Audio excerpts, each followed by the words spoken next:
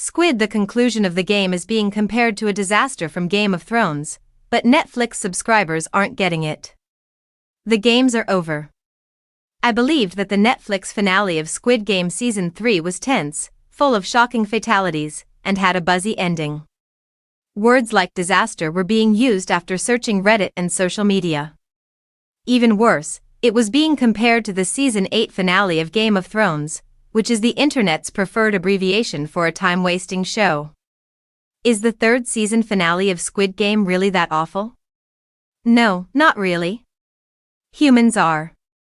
And its hectic goodbye have many positive aspects, even if there are undoubtedly some valid points amid the sea of arguments in ill faith. The main grievances from Squid Game's last episode, and the ones that came before it, were about Jun-ho's seeming incompetence and his futile efforts to get to the island in time.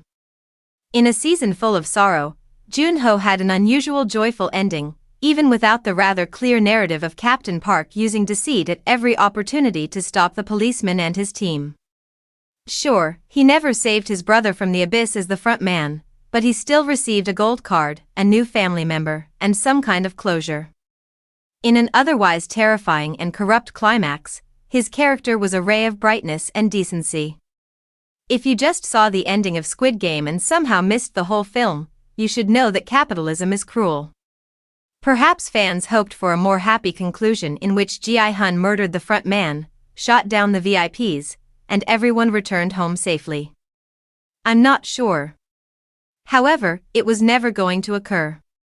Even the part of the climax that most people considered unsavory, Cate Blanchett's appearance as the Dokji player in LA, was seen with the same cynicism.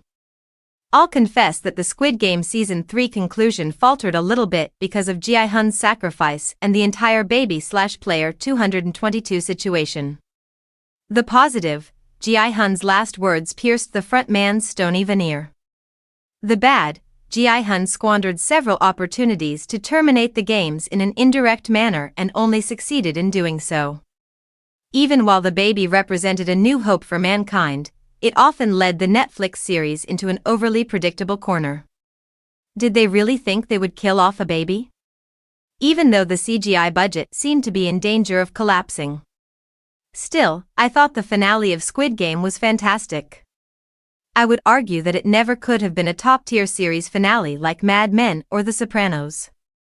It was intentionally made to leave a sour aftertaste, which is only to be commended as a creative decision that did the exact opposite of being safe. I'll end by urging you to revisit Squid Game Season 3 and its much-criticized conclusion.